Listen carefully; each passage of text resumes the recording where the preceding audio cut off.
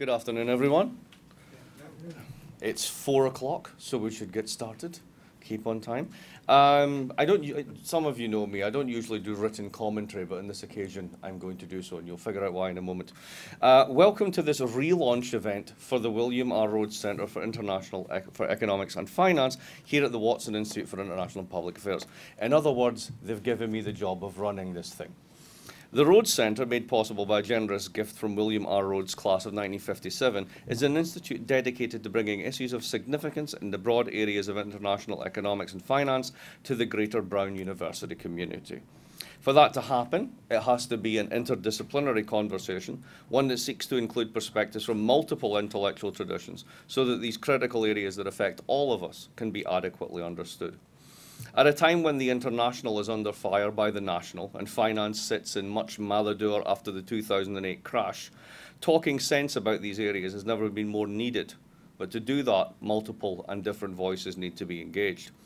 Given this, in my role as Centre Director, I began to reach out to different parts of the university to pull together the intellectual capital necessary to make the Rhodes Centre fulfil its potential. For example, this fall, I'm pleased to bring to campus not only today's speaker, Bill, more on whom in a moment, but leading economists, historians, and international policymakers.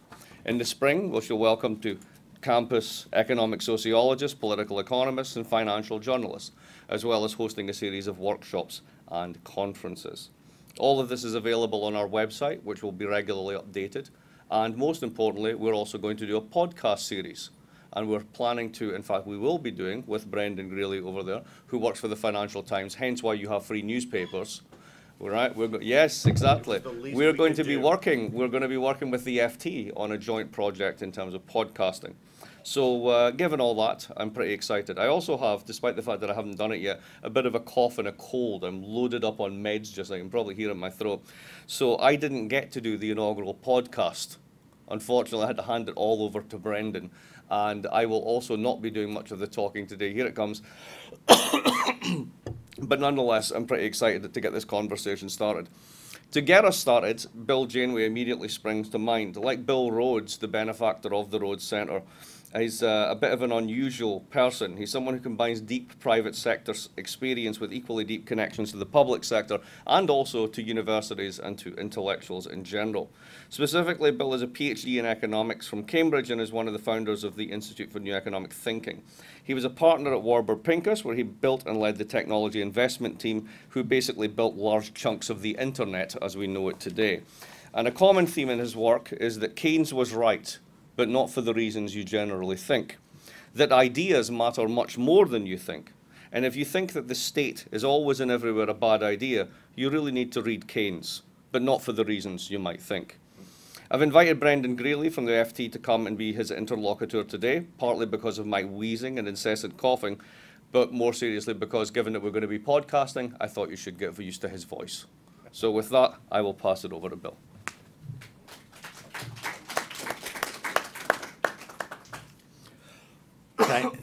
Thank you, Mark. And let me begin by noting that this is actually a kind of homecoming for me. Almost 6 years ago, I produced a first edition of a book called Doing Capitalism in the Innovation Economy. And the first talk, the launch talk for that book, was here at Brown, sponsored by Mark Blythe. Now, I also have to say that Mark's, how shall I put it, his generosity in coming down with a serious cold and cough is such a gift to somebody speaking, because trying to follow Mark when he's on, give me a break. It's impossible. But let me then, as my second point, ask myself the first question that Brendan's going to ask me in about 20 minutes or so, which is, having published a book back in 2012, why 6 years later did I go back and, as they say in Britain, set out to chew the cabbage over again one more time? So what motivated me to address once more the innovation economy, what happens at the frontier of scientific invention, scientific discovery and technological invention as it spills over into the market economy. Why do I want to address that one more time? Well, in that first book, I provided a kind of framing structure, which I called the three-player game. The three-player game between the market economy, those who participate in the real economy of employment and consumption and investment and spending and saving, and unemployment and bankruptcy, the financial sector, the financial speculators, and the state as an economic actor. What motivated me was that, first of all, I developed this concept as I looked back and reflected on the 40 years I'd spent as an active working venture capitalist, principally in the world of information technology, of computing, to some extent in the world of the life sciences, biotechnology. And I realized that the entrepreneurs I backed, my peers in the venture world and the entrepreneurs they backed, we were all dancing on a platform. We were dancing on a platform that had been constructed by the United States government in the decades beginning with World War II, through Korea and Sputnik and the Cold War, largely constructed by the Department of Defense. And just as in the life science biotech world, that platform had been constructed by the National Institutes of Health. And then all of this work, all of this pain and suffering, this grief that comes with investing in startups, all of a sudden got incredibly amplified by the wave of speculative mania that during the course of the 1990s accelerated and amplified computing into the digital revolution. So I realized that there were two sources of capital, two sources of funding at scale for projects the economic value of which could not be known at the time of investment. One, the mission-driven state, win the war, whether it's the war against the Soviets, whether it's the shooting war against Hitler, the Cold War against the Soviets, or the amorphous war against cancer. The language of war liberates government from cost-benefit analysis, from the shackles of prospective cost-benefit analysis. And on the other hand, the periodic, banal repetition of speculative bubbles in the financial markets that most of the time are focused on assets that offer no prospect of increasing the production possibilities or the life standards of people and of economies, whether it's tulip bulbs or bitcoins, but occasionally have focused on the kinds of technologies that, when deployed at scale, actually do create a new economy. Railroads, electrification, automobiles, computing, the internet. So this convergence of these state investments that as they spill over, as they reach maturity, as they become available for commercial exploitation, attract speculative capital. This I saw as a three-player game. And what I'd experienced was that game played at the most productive configuration. You think of the three-player game, I thought of that, I realized, of course, I'm talking about something like the three-body problem in physics, right? There are an infinite number of configurations, none of which represent a stable equilibrium. So when I looked for historical examples, I found them in the railroads and electrification. I realized that, of course, these configurations are unstable, and if you really want to build something to last, build a new business to last, I had the fellow I don't refer to in the book, but I do sometimes informally when we're not being taped, as my psychotic mentor, perfectly brilliant analytical mind, applied to venture capital, who had a mantra, which is that corporate happiness is positive cash flow.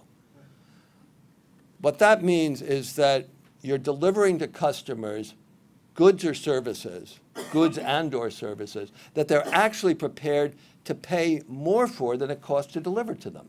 So you're both getting validation that what you're doing is economically worthwhile, but you're also being liberated from the transient support of the financial markets, always, how shall I put it, promiscuous in their attention and continuity.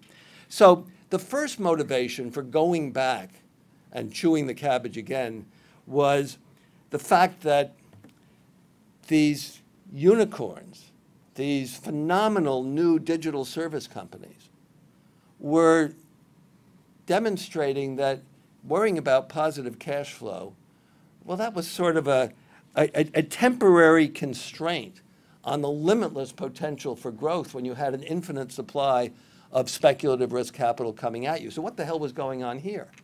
And then this was overlaid with the phenomenon of the cryptomania, the Bitcoin blockchain phenomenon. And what I realized was that these were just two expressions of that the digital revolution had reached such maturity that it had taken off. It had a life of its own. Not only did it no longer require any sort of support or subsidy from the state, it was actually feeding back to attack the authority of the American state that had spawned it and other states around the world at multiple levels and in multiple dimensions, generating new digital platforms, disrupting ecosystem after ecosystem in the market economy. So the digital revolution, and this is a principal theme of this new version both of my book and of the three-player game, is transforming the market economy directly, of course, once again, through the automation of work, and then at one remove, through the radical reduction of technological frictions that in turn vastly increase the integration of international supply chains for goods and services, especially labor services. In particular, that means, well, the Silicon Valley, San Francisco can celebrate the gig economy as liberating for those who want to work when they choose to work for whomever they choose to work. For others, the algorithmic management of work offers the threat, maybe the reality in some sectors, of recreating Marx's reserve army of labor. And then the same digital technologies applied to the financial market serve to integrate at a global scale while also operationalizing modern finance theory into an infinite array of financial derivatives, Buffett's weapons of mass destruction, and created the doomsday machine that exploded almost exactly 10 years ago. 10 years, 9 years, and 58 days ago. So across the mundane markets, the literally mundane daily markets of the real economy and the social and political geographies where their participants live and work, the digital revolution, and this is the shift in the configuration of the three-player game, has challenged the capacity of the state to buffer its constituents from the economic consequences of that revolution, which it was responsible for generating. And of course, in 2016, this recognition was hammered home by the Brexit referendum first, and then by the Trump election, accompanied by further demonstration at a deeper level of the consequences of the digital revolution. The social media, the digital social media, with their unique capacity for narrowcasting and friction-free response and amplification, even without deliberate manipulation by malevolent states, goes one step further to assault the underlying integrity of the political process on which ultimately the authority of the state rests.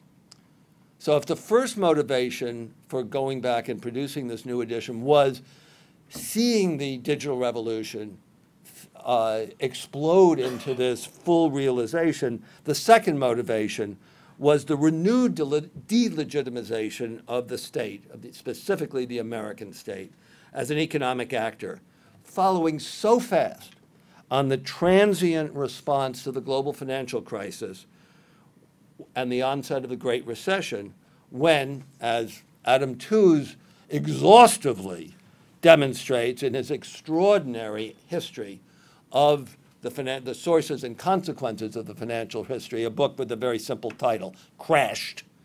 I urge it on everyone. It's one not to carry around with you. It's about that big. But nowhere has this been more evident than in the United States, which served, as Tooze demonstrated, the unique role of saving the world from the most extreme consequences of the financial crisis and putting a floor under the global economy, but emerged with its role as an economic actor under massive assault, and in fact, under assault across the political spectrum. So, in the US, two specific examples. One, the rabid opposition to the only policy initiative directly responsive to the digital revolution. That's the Health Care Act. The Health Care Act, for the first time, promised to decouple access to health care from employment at a time when employment was being radically disrupted.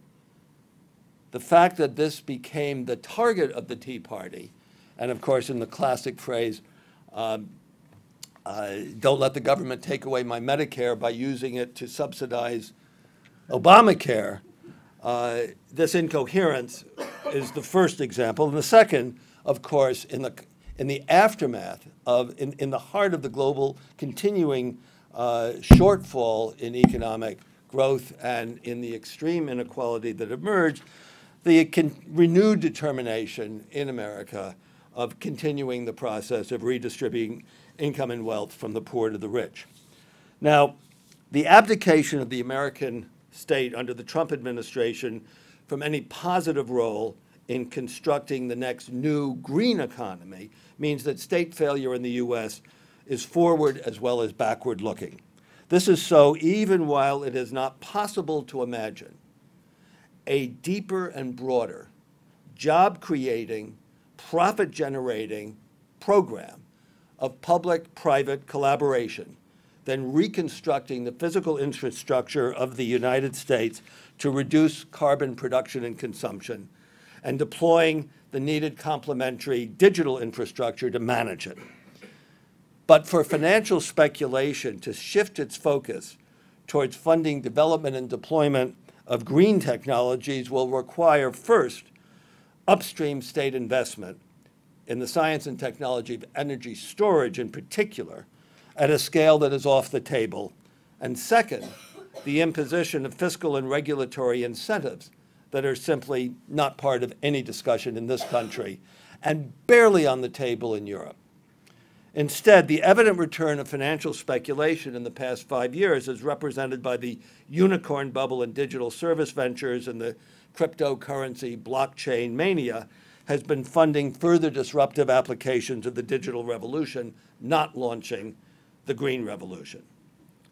So these last two processes, the attack of the digital revolution on the authority of the state and the state's inability to buffer and balance the economic consequences of the digital revolution, let alone to lead the charge for the next green revolution, mean that the three-player game has changed fundamentally. The first edition of my book could well be read as a celebration of the configuration of the game that constructed the platform on which I and a generation of entrepreneurs and venture capitalists dance. But the new configuration represents itself in an apparent paradox observable in the market economy of the US. The radical disruptions generated by the digital superstar firms, whose literally unprecedented levels of productivity are the basis for differential compensation that actually shows up in the aggregate income data, as David Autor at MIT and his team have demonstrated, that's occurring even as a broad range of measures of economic dynamism are declining. Concentration across both services and manufacturing have been broadly increasing, and with concentration, so have profit margins been increasing. Short-termism among public market investors, whose survival increasingly turns on tracking the index, has been translated into short-termism in corporate strategy by the medium of equity-based executive compensation. So free cash flow is devoted to stock buybacks and dividends at previously unknown levels rather than tangible and intangible investment. Fewer firms in the United States are now being founded than are closing. The net balance has been negative for at least 5 years. Economic mobility by various measures has declined substantially. Existing regulatory frames responsive both to financial and environmental abuses are being dismantled. And of course, inequality of income and wealth and wellness has risen to levels not seen since the Gilded Age and its echo in the Roaring '20s. This is what I call the dark side of the three-player game. To round out the story, over the past 5 years, it's become clear that there is one nation with a politically legitimate mission that is aggressively sponsoring research at the frontier, especially research oriented towards response to climate change, while it manages the emergence of financial speculation and hugely increased economic dynamism. We cannot know whether China will succeed in the extraordinary challenge of moving from an effective follower to leadership of the innovation economy. Only one nation has managed that transition. It was the United States, with the propulsive power of 2 world wars and a Cold War behind it. But we already have the opportunity to observe its efforts to succeed. We can also observe its strategic economic investments in international reach and influence, the Belt and Road, even as the United States withdraws from its historic engagements. And we can further take account of its massive investments at the frontiers of science and technology under the rubric Made in China 2025, even as the public underwriting of such high-risk investments in the U.S. is flat to down. Yet, John Vogelstein hired me at Warburg Pincus 30 years ago. And he used to say, and he said to me when he hired me, pessimists cannot survive as a venture capitalist. The first time you lose a startup, you slit your throat and you're out of the game. So there's one domain where, in my view, optimism is warranted, even mandated. And it's where Marx started this off, the domain of ideas, and particularly the domain of economic ideas. It took a long generation from the end of World War II for the ideas of the Mount Pelerin Society, tiny group of scholars, of European scholars, with a couple of American outriders, one of them named Milton Friedman, who promulgated the notion that was embedded in the title of Friedrich Hayek's famous book, The Road to Serfdom. Any economic role for government inevitably leads to totalitarian dictatorship. It was a long generation from then, from the first meeting, to when Ronald Reagan, in his first inaugural, notoriously said, government is not the solution, government is the problem. I promise you the founders of Intel would not have agreed with him. But that's the frame of reference responsible for the configuration of the three-player game, the current configuration. So the new edition concludes with a selective survey of academic initiatives that have the potential to change the context in which economic policy, public policy more broadly, is considered going forward, not tomorrow perhaps, but within a generation. The most strategic level, thanks to the global crisis, the disciplines of economics and finance have been smashed back together again, as represented by the Rhodes Institute, that has ended, is in the process of ending, a catastrophic generation-long divorce between the two disciplines, as if those two markets did not interdependently operate together. The rational optimizing automaton, the caricature abstracted from real human beings operating in real markets, is being displaced from the core of economics, increasingly replaced by agents heterogeneous across multiple dimensions, embedded in social networks, and whose behavior is in always imperfect markets, operating under conditions of uncertainty, reflects empirical observation. At the more schematic level, once upon a time, all of economics, like Caesar's Gaul, had been divided into 3 parts: allocation of resources, stabilization of the economy as a whole, and the distribution of income and wealth. Over the course of that generation in which the Mount Pelerin Society triumphed politically, intellectually, allocation ate economics. The rational expectations hypothesis demonstrated logically that an omniscient representative agent optimizing her intertemporal utility in efficient enough markets could and would render any state intervention in the economy ineffective. And the neoclassical production function assured us that the factors of production receive their marginal product. What could be more fair than that? Thanks to the financial crisis and the Great Recession, stabilization as a focus of economics, eliminated by the assumptions of REH, has returned. Distribution as a focus of economics has also been rediscovered after a generation of shameful neglect, with enormous empirical work generated particularly by the late Tony Atkinson and the very much alive Thomas Piketty. And in direct response to the Great Recession, a phenomenon of economics close to my heart, the multiplier invented by my PhD supervisor, Richard Kahn, has been rediscovered and its state contingent dynamics explored, and on and on. Perhaps most significantly, a new financial macroeconomics is beginning to emerge with institutions, financial intermediaries at the center of the system, not excluded by construction from having any role in the dynamics of employment, consumption, savings, and investment. So I would conclude by invoking the words of the Keynes that Mark referenced without directly citing them. At the last words of Keynes's general theory are that, quote, sooner or late, it is ideas, not vested interests, that are dangerous for good or evil. These ideas that are emerging in the now increasingly conflated disciplines of economic finance are dangerous for good, and my optimistic note is that they will become increasingly available for mobilization against the manifest evils that beset us today. Thank you.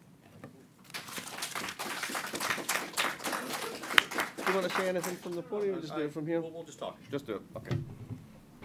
So I wanted to tell you briefly why it is that I love this book so much. I had not read the first edition. I read the second edition. The first reason is that it contains the greatest Mark Blyth moment that I've had so far, which is that last night I got a text around 10 o'clock at night from Mark. Got to read the last two chapters. They are just wicked good.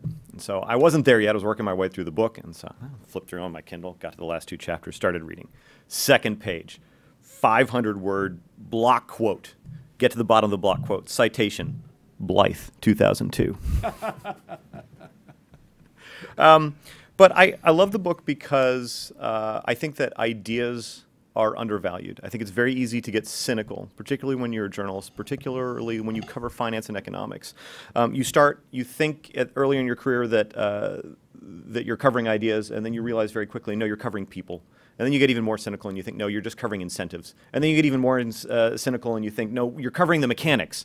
And then you get to the bottom of the mechanics and you realize somebody's moving all those mechanics and those people have ideas and you end up right back where you started. And so I wanted to talk about what for me was the most powerful idea that came out of the book, which is I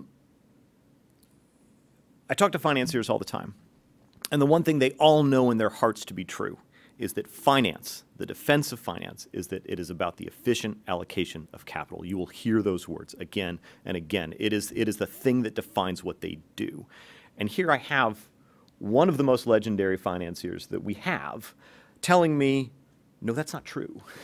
And that government and finance are equally inefficient at allocating capital. That's a very powerful idea, and I'd like you to unpack it. Okay, so let's be clear. I'm talking about investment at the frontier of scientific discovery and technical invention, where progress is made, as anyone who's ever worked in a lab or ever been part of a venture firm knows, by trial and error and error and error, where efficiency in the allocation of resources is the enemy of innovation.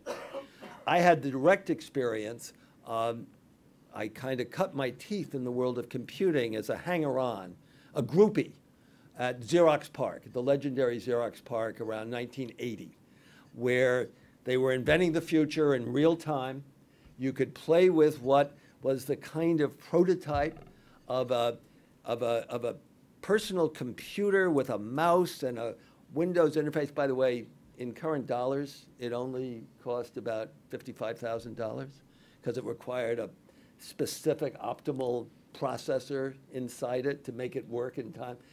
But those really smart guys at Xerox PARC, every time they came up with an idea that was operationalizable, commercially relevant, they go back to Stanford, to headquarters, and they present their business plan. And they say, you know, give us 10 million bucks, and maybe we'll need another 10. And in 5 years, we'll deliver a company that's approaching 100 million in revenues and breaking even.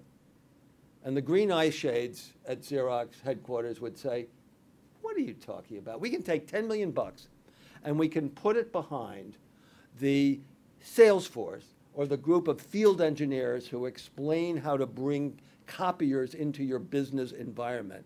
And we know exactly what the return's going to be, and it ain't going to be break even. It's going to be a 60% incremental margin. Get out of here. And they did get out, and they founded companies like Adobe and 3Com because in Xerox headquarters, they were being efficient in the allocation of resources. And every time a government program produces a loser like Solyndra, as it produces maybe, possibly a winner like Tesla. We're going to wait for the next tweet. We'll let you know. Yeah, well, and by the way, he only needs another 20 billion, so better hope that the unicorn bubble persists for a generation more. But as I say, it's at the frontier where if you cannot tolerate waste, you will not be in the game. The Chinese have read our playbook and are actually implementing it. Whether they can succeed, as I say, 2 world wars and a Cold War propelled us into going from being an effective follower, imitating what we've done, the way Germany did with England, the way Japan and Korea did with us, and then they got stalled out at the frontier. Because the institutions that get you to the frontier, they're efficient. And they freeze when they have to realize that they deliberately have to welcome the loss of money without people losing their jobs.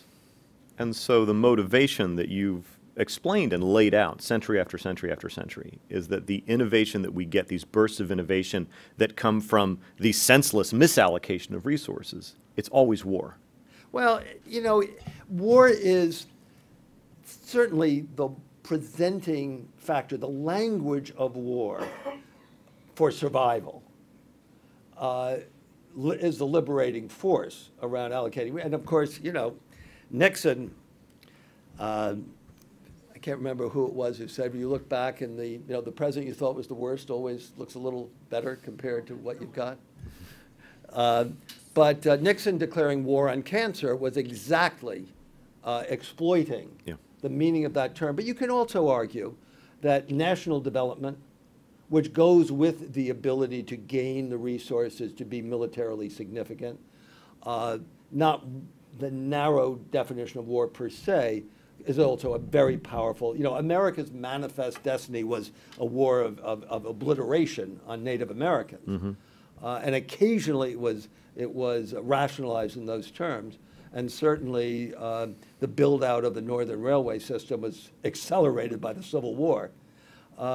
So what I'd like to think of is that it would be really nice for it not to have to be war. But here's again the second aspect of why it's so frustrating thinking about the opportunity represented by climate change.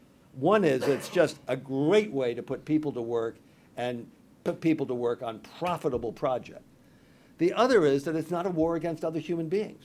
Yeah. It's a war against nature, like the war on cancer, which has funded, motivated so much upstream investment in science. And really, the genetics and genomics revolution come out of it.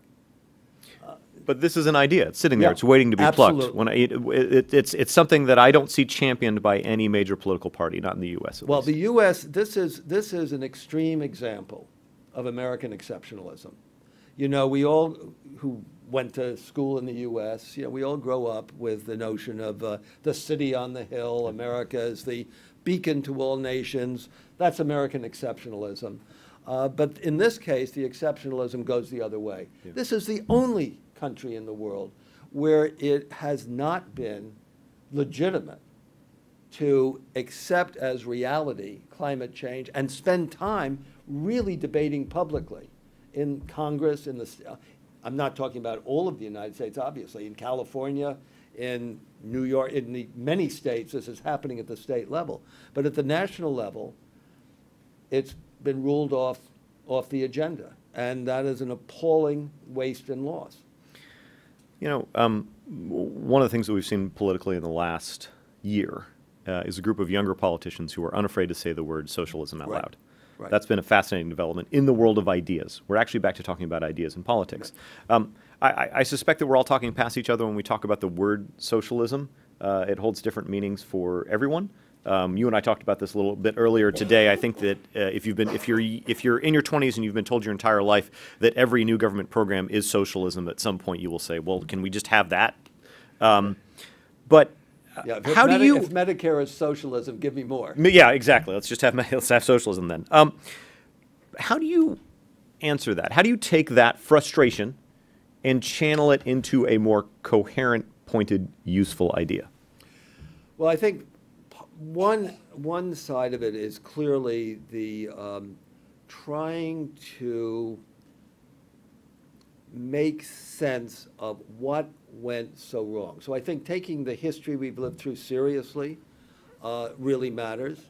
If I may take the liberty of citing our host one more time, the recognition of the imbalance between creditors and debtors, rich and poor, the political imbalance.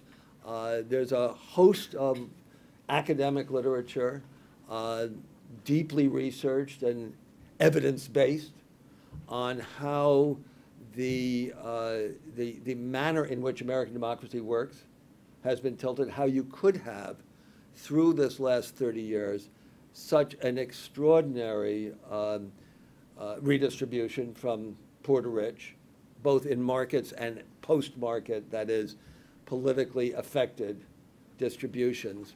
I think I'd like to believe that the invocation of socialism as a term of, with some positive connotation is a reflection of what you say about the, in a sense, that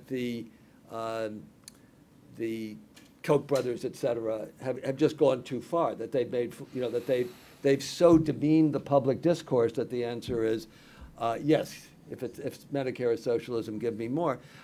But I think it's also, I think that what we can hope to see is ground up, bottom up, not so much top down. And by this I mean operationally in markets, the emergence of individuals with agency, taking some degree of responsibility. One of the things I like to say to my students is that working in an auto plant didn't become a good middle-class job because Henry Ford wanted it to be. Henry Ford increased the wages of his workers because turnover on the line was 40% a quarter. They had to replace the whole workforce 2.5 times a year because it was so horrible.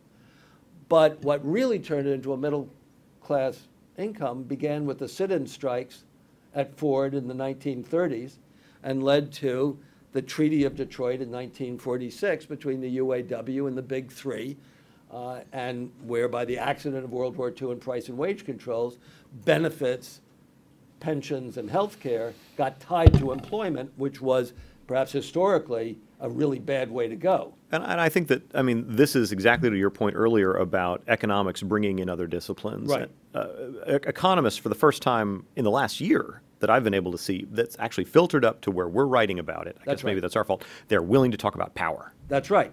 And the kind of thing we're beginning to see, it's scattered. You can't probably call it a movement. But on the one hand, The gig workers of Uber in some cities have actually begun to create kind of working guilds to bargain with Uber over rates and the various conditions of employment.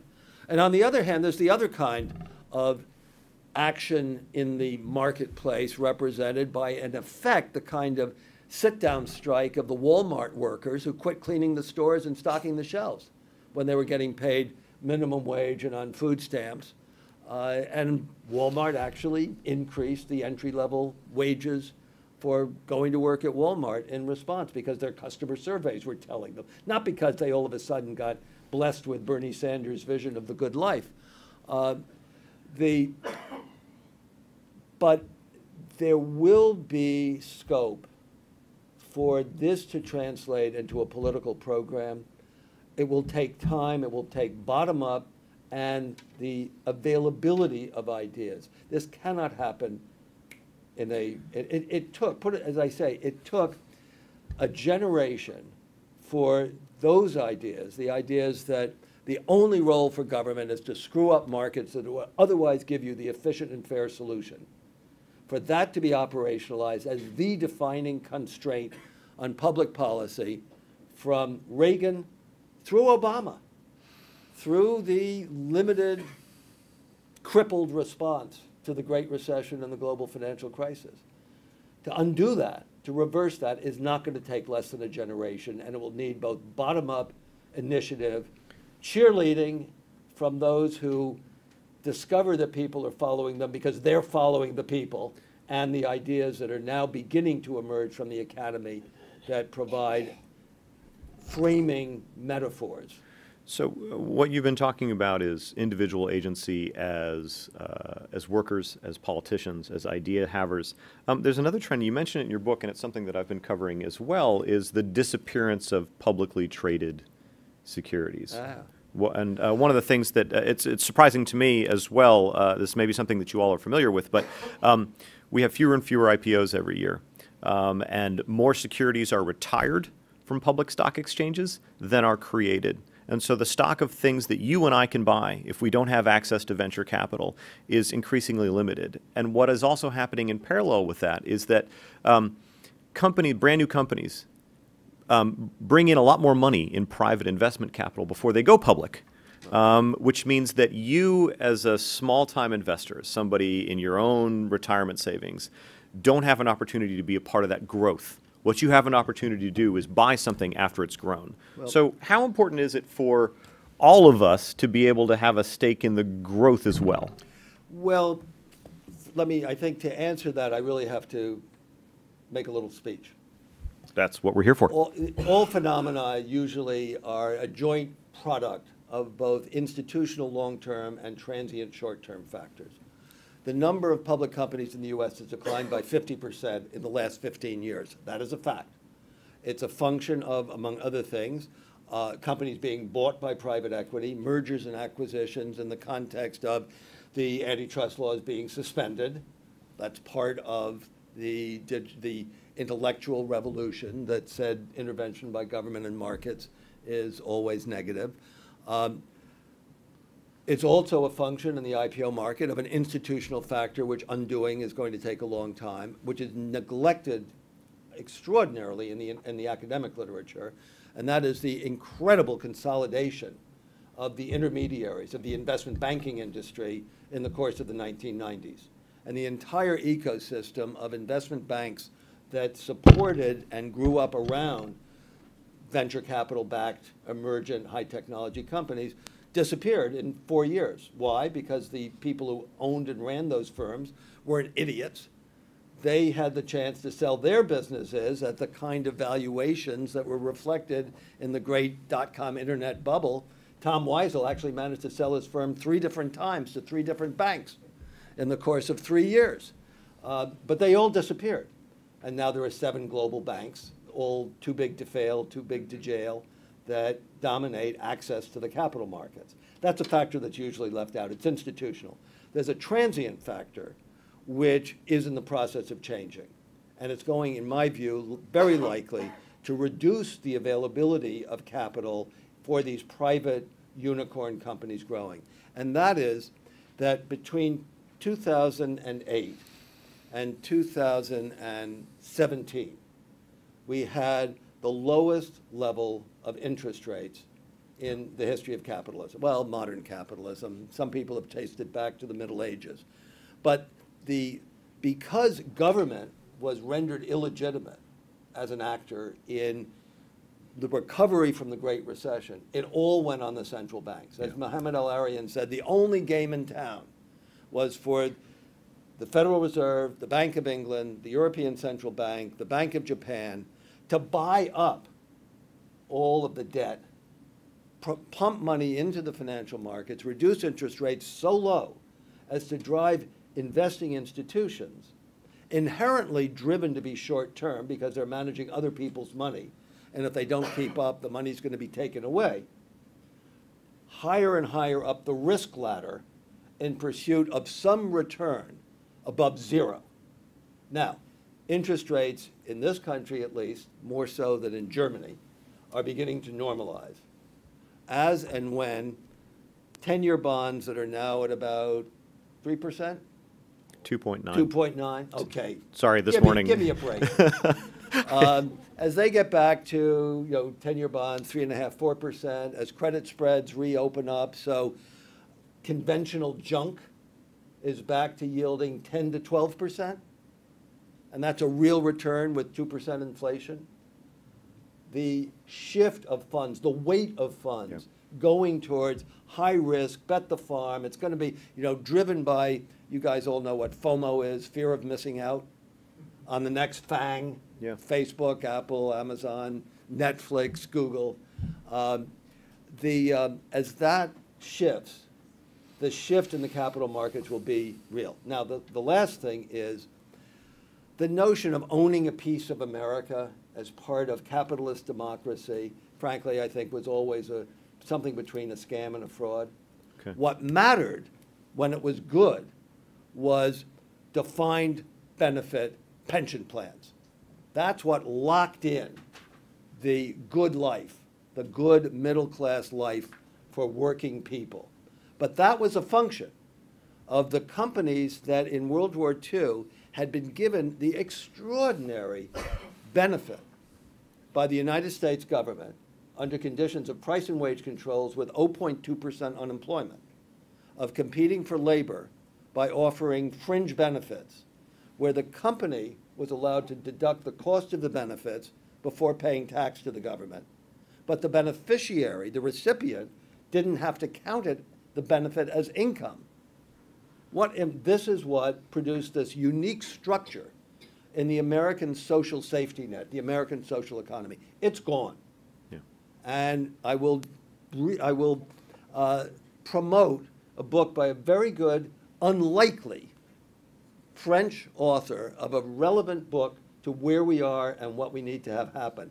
His name is Nicolas Colin, C-O-L-I-N. He's an inspecteur des finances, which in France is like being, I don't know, a full colonel in the United States Marines. I mean, it means he'd been through a real filtering process and then emerged as an entrepreneur and a kind of meta-entrepreneur, being a co-creator of a remarkable entrepreneurial community in Europe. His book is called Hedge, and it's on the social safety net we need for the digitalized world. That's something that's going to emerge by experiment, by accident, and then maybe translate into public policy if we keep getting these ideas out into the public with evidence behind them and some ability, some people who can promote them effectively, perhaps even more effectively than Bernie. We got a whole new generation that's running for office in 2018. I think we're going to see some Darwinian selection of new leaders that offers me an alternative basis for optimism. From your lips to God's ears. I have a long list of questions, but we also got to do a podcast earlier today, so I've had my chance. We're going to open it up to questions from you. I know Mark you've got to have a question. Yeah, but we have dinner. Oh! So please, raise your hand. Andrew. Yeah, I thought this was great, and I thought your discussion of framing metaphors was particularly intriguing. And you specific claim that the metaphor of war is what liberates government from cost-benefit analysis, with the examples of the world wars, the Cold War, and the war on cancer, which is an empirical claim, and it's a very bold one. It makes me have three sort of reactions. The first is it true? Do all wars do this? The war on poverty certainly didn't do this. Right. The second is, are all wars equally productive? The war on cancer and the world war is innovative, dynamic, productive. The war on drugs, the war on crime don't seem to get us anything. And the third is, you talk about another metaphor that is equally interesting, the metaphor of revolution. You invoke the digital, the industrial, the green revolution. And what's the difference between the revolutionary metaphor and the war metaphor in terms of what they do in the political economy? Well, I guess to take the last one first, I think Lenin would say war comes first, then comes revolution. War mobilizes the resources, the revolution is the consequences thereof. You're absolutely right. There's no metaphor that can't be misused and abused. And there's no invocation of a metaphor that isn't dependent on the quality of leadership which is invoking it. Okay? Nixon's war on cancer would have gone nowhere without that generation of extraordinary scientists. By the way, you can see them all looking as if they stepped out of what was it, Ted and Alice and Carol and the sex movie of the 1970. Yeah, that's right. These guys who now, ran the National Cancer Institute, the National Institutes of Health, this amazing television film that was done from Mukherjee's book, The Emperor of All Maladies, about cancer, the founding 3 generations of cancer research. You're absolutely right. War on drugs, war on poverty, never ending, and slogans in place of real mobilization. I don't mean to say that it can't be misused and abused. And I do mean to say that, in fact, I could even argue that while World War I in the United States, as documented particularly in Adam Tooze's most neglected book, The Deluge, served the U.S. as an incredible accelerator into economic and scientific leadership. It did not do the same for Germany, France, and Britain, which it left basically financially, economically, and politically bankrupt. You're absolutely right about being very careful in the deployment of metaphors. And I would say that right so far, I guess Mao was the one who kept invoking war against, insects, both 4-legged, 2-legged, and 6-legged. And Xi Jinping doesn't seem to need to deploy that metaphor in mobilizing, and in a very challenging. I mean, I like to think of, may I go off on a tangent for a minute? How to think about China. This is inaccurate. This is a metaphor. It doesn't reflect 3,000 years of Chinese culture and history. But I came to think about China a little bit like, this is, going back 5 years or so. But think of it as Britain in 1820, with all variables increased by 2 orders of magnitude, population and wealth, where you've got a corrupt oligarchy that's exercising national authority in close collaboration with a religious establishment that reaches into every village, that is allied at the village level with local authority, there because of family and more or less corrupt integration, that is legitimized because everyone, those in power and those on whom power is exercised, can look over their shoulder and see just within a living generation what it's like when authority breaks down, whether it's Paris in 1793 or the Cultural Revolution. And they're trying to hold the lid on the greatest explosion of economic energy and financial wealth in the history of humankind.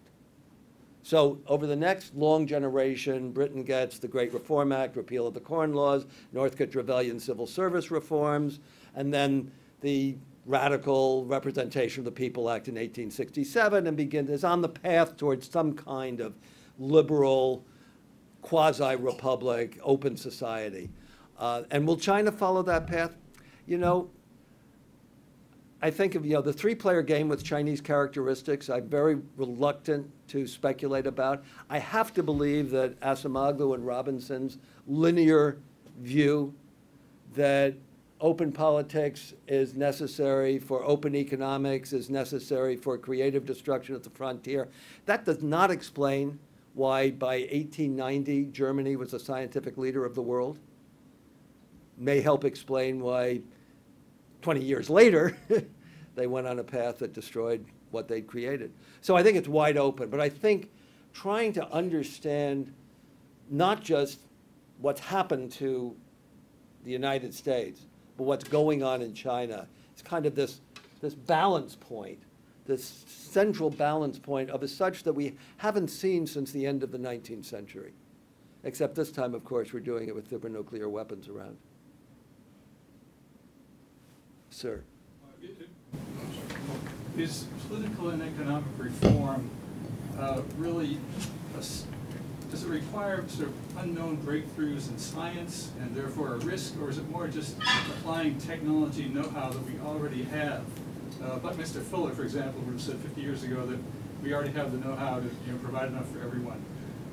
So is it really just applying technology? I mean, Amory Lovins too, I would say, would be someone to say we already have all the know-how we need to move to a green technology. Well, frankly, I don't think the last point is true. I think that we are dependent on breakthroughs and scientific breakthroughs reduced to working technology, above all with grid scale, really large scale energy storage, so that we can be dependent on intermittent sources of energy at a scale far beyond what's been deployed anywhere.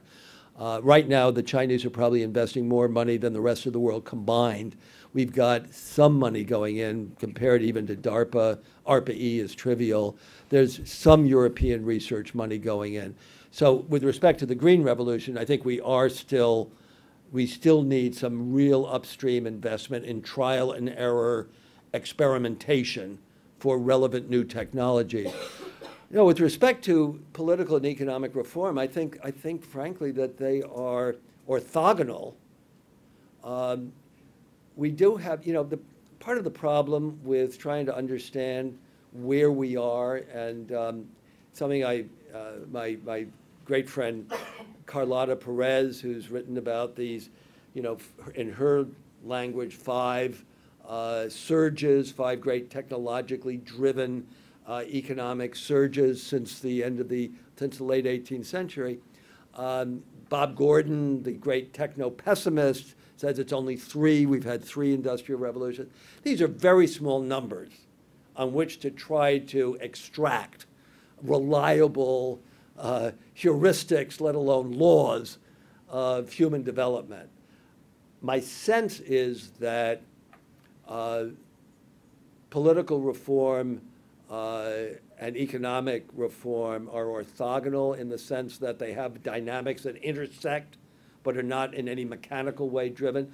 Mark Blythe makes this enormously important point about the divergent populist responses to the betrayal of the promise, to the stagnation of incomes for whether it's the 80, 90, or 99% relative to the 0.1, 0.01%, that in Europe, when you look at right-wing populism embedded in the creditor countries, left-wing populism in the debtor countries, those that have been the targets of austerity versus those who have been the enforcers of austerity. In this country, it's probably a little more complicated because the cultural mixes post-air conditioning is so much greater, the quasi-homogenization. But obviously, we have a right-wing populism and a left-wing populism in the U.S., both operational at the same time. By the way, we did in 1932. We did in 1932. We had, was Huey Long a right-wing or a left-wing populist? Well, probably left-wing, soak the rich. But Father Coughlin was very much a right-wing populist. Roosevelt's genius was that briefly, for maybe 3-4 years, he managed to get both the right-wing populists and the left-wing populists united behind him because of his lack of a program. When Roosevelt ran for president in 1932, he had 2 planks to his platform. The most important one, overwhelmingly popular, repeal prohibition. The second one, a kind of tip of the hat to respectability, balance the budget. And by the way, you know, Roosevelt balanced the budget. He just created 2 budgets. There was the ordinary budget, which was balanced, and there was the emergency budget, which was like the war budget, except it was the war on the Depression. But the most important speech he made in that campaign was a speech in which he said, experiment, try something. If it doesn't work, he said, and I'm just about quoting this accurately, frankly recognize and say that it doesn't work, and then try something else, but for heaven's sake, try something. And that was the motivation that went through one failed experiment, the NRA, oh my God. The Supreme Court saved the New Deal from the NRA by declaring it unconstitutional. It is important to remember, though, and this goes back to, you know, what are the transients and what are the institutional? If there's one factor in what's happened over the last 10 years, from the global financial crisis through the Great Recession, one factor that has been virtually ignored, even almost, there's a paragraph that recognizes it in Adam Tooze's great book. It's the fundamental institutional difference across the world in the structure of the economic system. In 1929, the total public sector of the United States was 7% of the national economy. 5% of that was at state and local. The largest component were school teachers' salaries. The states were required to balance their budgets, so when revenues declined, they had to cut expenses, fire teachers, it's only people to fire, close schools. The federal government was 2% of the national economy.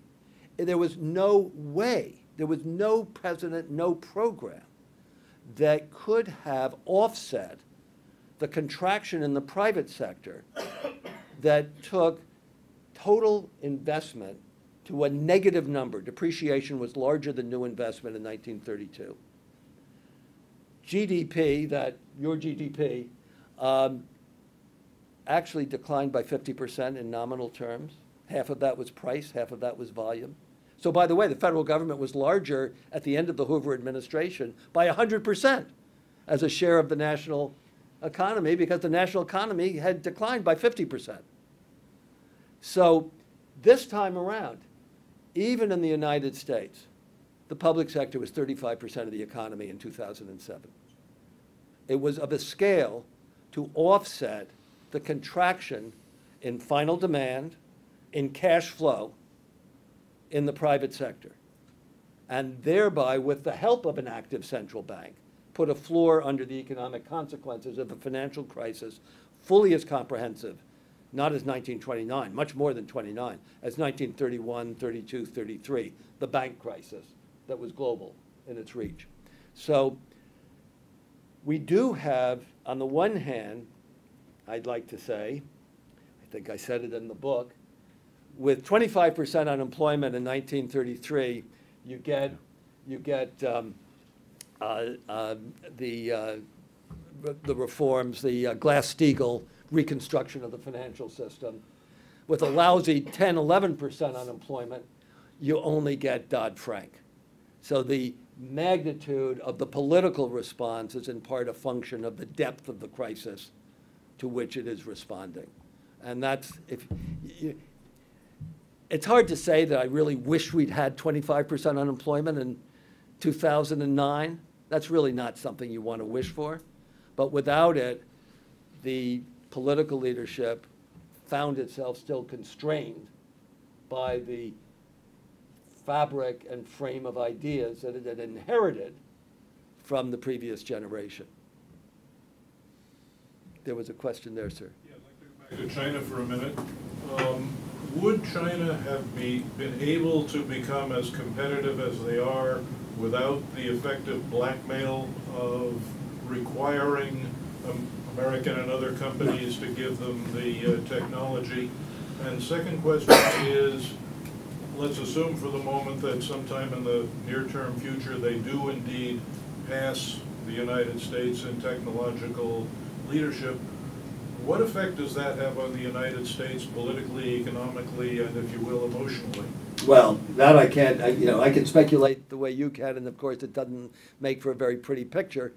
And it could be quite disastrous for the world. Adjusting, Britain has now had 5 generations of trying to adjust to not being top nation. And if you talk to Boris Johnson, you can't talk to Boris Johnson. If you fail to tune out Boris Johnson, you can see they're still not over it. But going back to the central question, first, no, of course China has been benefited from appropriating the intellectual property developed by others. Second, that of course is the first law of every follower nation that has made any progress in catching up and getting to the frontier. The British got textile manufacturing technology from India and Italy in cotton and silk in the 17th and 18th centuries. How far are we from the Slater Mill? Pawtucket, yeah. How far are we? 5 miles. Okay, so Sam Slater worked for Arkwright's partner. Arkwright was the prime entrepreneur of the first wave of the textile manufacturing cotton revolution in Britain. Yes, the word revolution again. It was revolutionary. He memorized both the key machines and the layout of the mill, got in the boat and got to Savannah, Georgia, and worked his way up the coast looking for a venture capitalist. And he found the Browns. And the Slater Mill was the first mill entirely based on stolen intellectual property that made money in the United States. And then, a long generation later, a couple of smart young guys from Fall River, technology has moved on, they went to England and they found the self-acting mule. It was like the supercomputer of the textile of the first industrial revolution. They bought one. At this point in time in Britain, it was still a felony punishable by death or transportation to Australia to export textile machinery. I'm not making that up. It still is. So, well, that's Britain's problem now, right? So they bought one, they chopped it into pieces, smuggled it to France, smuggled it from France back to Fall River, reassembled it, cloned it, and 30 years later, Fall River was producing more yardage of textile goods than Manchester. So there's a long, and then if you talk to anybody in the semiconductor industry about Japan and Korea in the 70s and 80s. So there's a long history. China, I would say, even more than Japan and Korea, which had national programs targeting particular industries, particular companies. I remember being told by a guy at one of the most advanced semiconductor equipment manufacturing companies in the 1980s that they'd sold one machine to, I don't think it was Samsung, I think it was Hyundai or Daewoo. And they came over, how are you doing with our machine? And they accidentally, the guide opened the wrong door.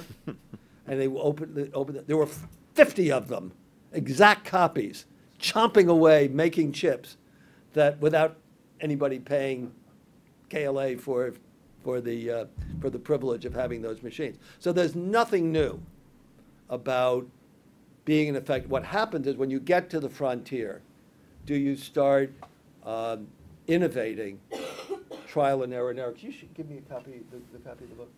The first edition of this book, the icon was a generic smartphone. Now, it couldn't be an iPhone because Apple sues everybody who ever attempts to appropriate anything that they can claim as their intellectual property. But it was a generic smartphone, but designed in America, representative of the triumph of the digital revolution, made in America. This is very different. This is a photo that appeared, I think it was on the cover of Science magazine about 6 months ago. This is a satellite. What you can't see is that the satellite is over a landmass which actually has the outlines of China. It's a satellite that demonstrated quantum communications over 3,000 kilometers beyond the state of the art. This is the most extraordinary demonstration of the ability to use quantum entanglement. Don't ask me exactly what that means. Quantum entanglement of photons to communicate a message in an unbreakably encrypted manner.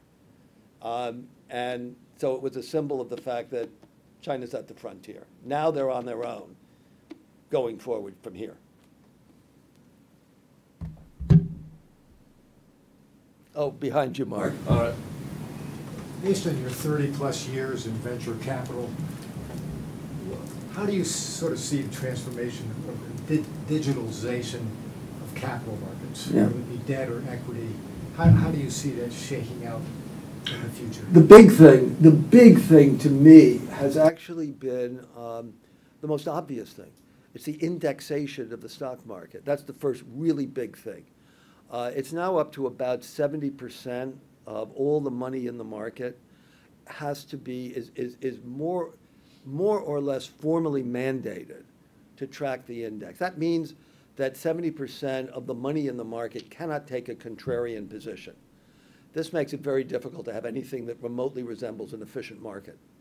In other words, momentum investing dominates. Momentum on the way up, but if confidence breaks, momentum on the way down. It's this great line from the general theory, you know, best we should know the future, but if not, it's really important that opinions differ. Otherwise, there's no liquidity in the market. Second, I write about this at length in the book, the role of computerization in operationalizing finance theory. This is very much drawn from an extraordinary book by a kind of sociologist of finance named Donald Mackenzie, who's at Edinburgh University, wrote a wonderful book before the crisis called An Engine, Not a Camera, on how modern finance theory did not represent how the financial markets actually worked.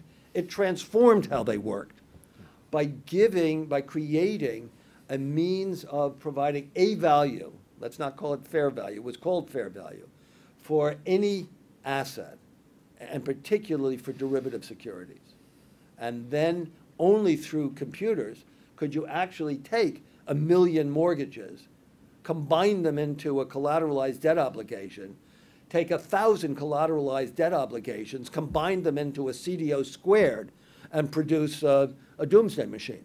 So digitalization played an enormous role in the markets. Now, the last bit is something that I always love the opportunity to talk about, which are initial coin offerings, the degenerate offspring of the Bitcoin blockchain mania. I think of ICOs as scam squared. So first you take the money that you can use to pay the rent, pay your taxes, buy a hamburger, buy a, you know, double shot of tequila. You take that and you buy a cryptocurrency, the value of which, let us say, is volatile, right? You take the cryptocurrency and buy a token from a new company making an initial coin offering, that is an initial offering denominated in one or other crypto coin and represented by tokens. And the token gives you the right to participate, to acquire access to a service, maybe even a product, to be delivered at an unspecified date with barely, if any, specified attributes. Now, during the South Sea bubble in 1720, there was a notorious, almost certainly, actually not real, but so good that it's entered the kind of folklore of finance, of an offering that was made, a prospectus that said, a project of great value, the purpose of which to be disclosed at a later date. So the fact that already something, I mean, you know, every quarter there have been billions of nominal dollar values of ICOs, and some very substantial portion have been, the money has been taken and disappeared into, beach huts and what have you. But so that kind of digitalization is clearly, on the one hand, any instrument for hedging risk is an instrument for gambling. And what digitalization does is render that supply infinite in potential.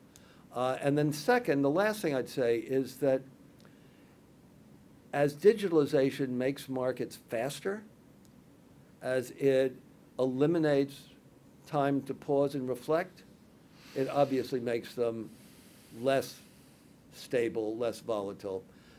Actually, way back when there was still some semblance of a functional government with respect to economics and finance, in the crash of 1987, the 22% decline in the United States stock market in one day, the answer was the most primitive technical fix imaginable. Time out. Just what you do with a 4-year-old who's gone nuts. It was time out. You stop trading.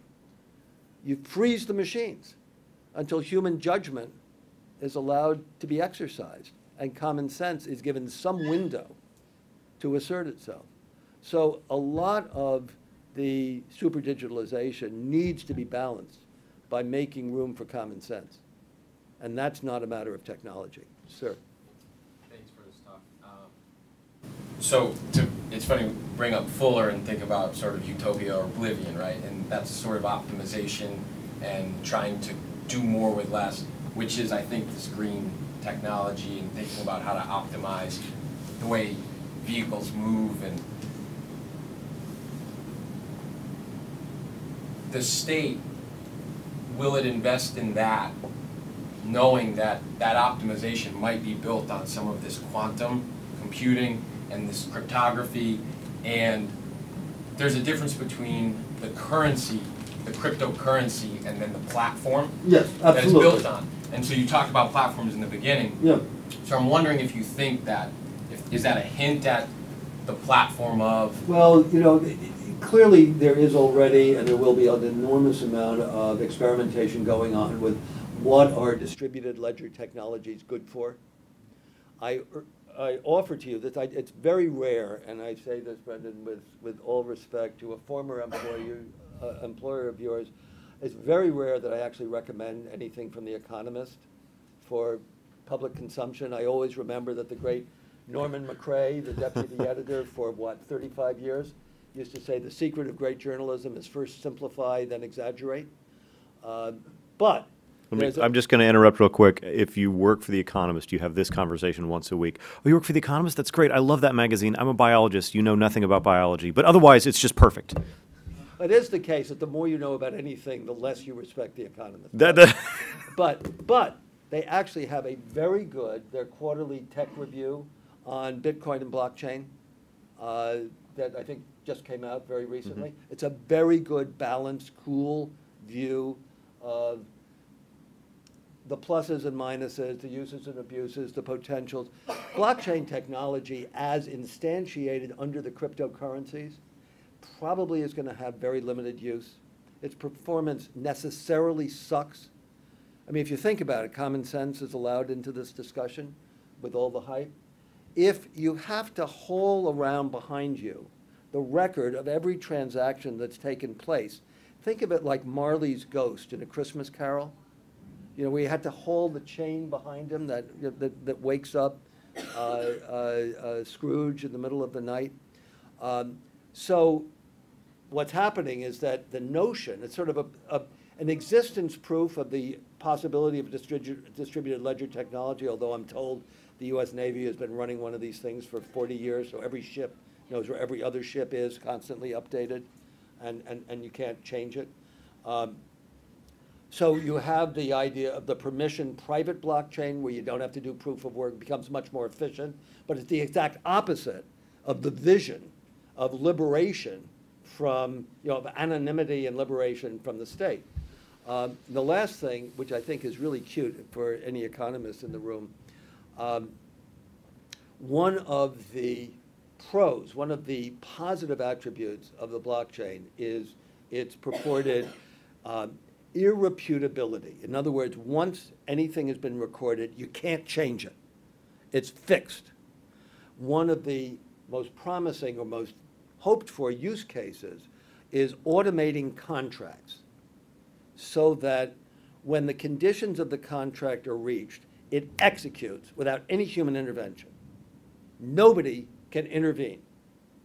Well, the Nobel Prize 2 years ago in economics was given to a couple of guys, one of them Oliver Hart, Brit, for demonstrating logically that no contract can ever be complete. No contract can take account of all relevant factors. And when you realize, of course, this is a formal demonstration of the most extreme common sense available, which is that, as Keynes said, best to know the future, but since we can't know the future, so of course we can't write a contract that covers every possible contingency. What that suggests is that you get a contract written in blockchain, and it executes before anybody can say, hey, wait a second, that's not what we meant. Let's renegotiate. Let's make for a contract that reflects reality today. So what was a feature, in my view, is likely to become a bug once it's implemented. And I think that's not generally recognized. Usually it's the performance issue about blockchain that's seen as the principal problem. We have time for one more. I want to take it from this gentleman at the back, but before that, seeing as I haven't said anything, which is very uncharacteristic, I just thought I'd share this with you because it's something that jumped out to me a few months ago, and I think you'll enjoy it.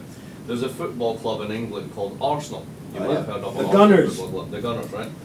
Arsenal has partnered with an American gaming company to promote an initial coin offering. Cashbet hopes to raise up to 70 million from its ICO. It's not easy to make your initial coin offering stand out from the thousands of fundraising efforts around. Cashbet, a California-based digital gambling site, thinks they found the answer. Blah, blah, blah, blah, blah. Here's the claim, right? Cashbet, which does Ethereum blockchain, will solve the payout delay problem. Quote, Cashbet coins, your tokens, will democratize access to world-class entertainment for those underserved by the centralized banking establishment. What does that even mean? It's just total nonsense. I know, I love it. And yet people are just shelling it out. So whenever I get asked about this stuff, about just before we go to the last question, it took me a long time to come up to my position on this, because I read a lot of it I didn't understand, or really tried to get into it and really understand it. And I came up with the following formulation. If you have to explain to someone it's money, it's not money. That's pretty much that is it. absolutely brilliant. That's it. And I would only compliment it by saying that about 45 years ago, I met a remarkable fellow who was a Brit, who was a professional director of the sort of company that's headquartered in the Cayman Islands. Oh, yeah. And he used to say of the public investors, those who need access to entertainment, the public investors, quote, had God not made them sheep, they would not have been born to be shorn. Yeah. A slightly more sophisticated version of P.T. Barnum, but we do have a question back here. Sir. Back in the industrial age, the marginal output of a factory worker was easily measurable, but it seems like in the modern day, with the rise of super managers, complex financial derivatives, and more specialized work, measuring this marginal output seems almost impossible for a considerable portion of the population. How big or how significant is this market distortion, and is it a problem that's to stay with us? Well, first of all, I mean, what you're reflecting is something that goes way back, and that actually always led me to think of the neoclassical production function. You know, and as I said, I did my doctorate at Cambridge when Joan Robinson was still active, when Richard Kahn was my supervisor for my thesis, Nikki Kaldor. The Cambridge guys lost the war of the two Cambridges versus MIT versus Samuelson and Solow. There is a book you can actually read. It's written by a wonderful Australian named Geoffrey Harcourt called The Cambridge Capital Controversies, and was about the argument over the intellectual coherence of the neoclassical production function, which, as I mentioned, which argues that the worker gets the marginal product of her labor, just as the capitalist gets the marginal return on capital. The argument was about, what the hell do you mean by capital? We don't have to go into that now. But there's always been, in my view, a very material issue about what the hell that means as you go from the world of the production economy to the distribution of the rewards therefrom, which is always a power game. You don't have to be a Marxist. You just have to have had a chat with anybody who's ever been in a negotiation over the distribution of rewards. That means a venture capitalist dealing with an entrepreneur. There are environments where the entrepreneur gets more or less free capital, sells stock at a ludicrously high valuation, and by the way, you know, gets, like, you know, Zuckerberg, perpetual control of the company no matter how much money is raised. And there are environments where, as they used to say in the venture capital world when capital was scarce, as it may be yet become when interest rates rise, the golden rule applies. What's the golden rule? He who has the gold rules. And the venture capitalist dictates the terms of trade with the entrepreneur. Now, the virtualization of work, means that it becomes even more apparent that it's about power in the marketplace. As I say, it wasn't because, on the one hand, first, between 1933 and 1950, the marginal productivity of a worker in a Ford automobile plant rose so much that Ford went from being an employer of, you know, just the low industrial workers to creating middle-class jobs. It was because of the United Auto Workers and the Wagner Act, federal legislation. And it wasn't because the productivity, the marginal productivity of the chairman of a major global bank increased by some factor that led to the compensation of the chairman of major global banks to increase by a factor of, I don't know what, 500? Something like that.